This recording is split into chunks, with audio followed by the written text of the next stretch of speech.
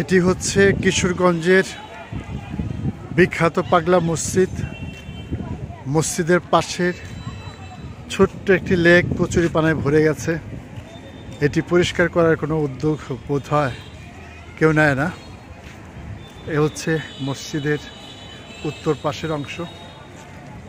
এখানে বসার সুন্দর জায়গা আছে,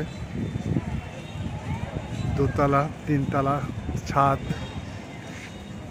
সামনে লোকজন, অনেকটা লোকারণ্য অবস্থা। নারী পুরুষ সবাই এখানে আসে। এখানে সুন্দর একটি কৃষ্ণচূড়া গাছ, তারপর কি চমৎকার কিছু গাছের সারি। ঘন অন্ধকারের মতো লাগছে গাছের পাতাগুলো।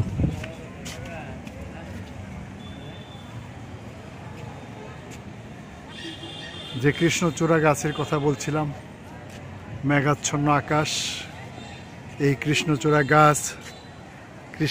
গাছের নিচে মানুষ বিশ্রাম নেয়। এখানে অনেক ভিক্ষুক।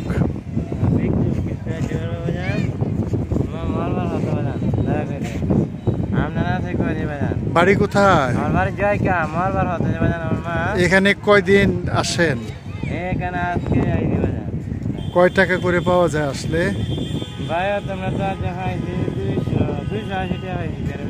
অন্যদিন আজকে কম কেন? শুক্রবার দেখে শুক্রবারে কম পাওয়া যায়, অন্যদিন বেশি পাওয়া যায়। ছেলে মেয়ে কয়জন? এখন হয়েছে না? কবে হইব?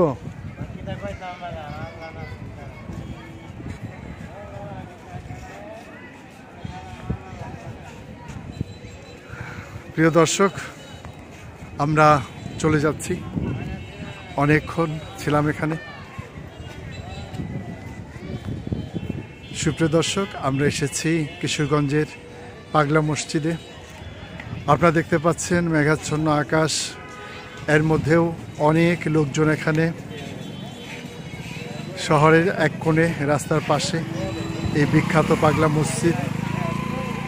এই পাগলা মসজিদের মিনার দেখা যাচ্ছে। আসুন আমরা একটু ঘুরে ঘুরে দেখি কোথায় কি আছে।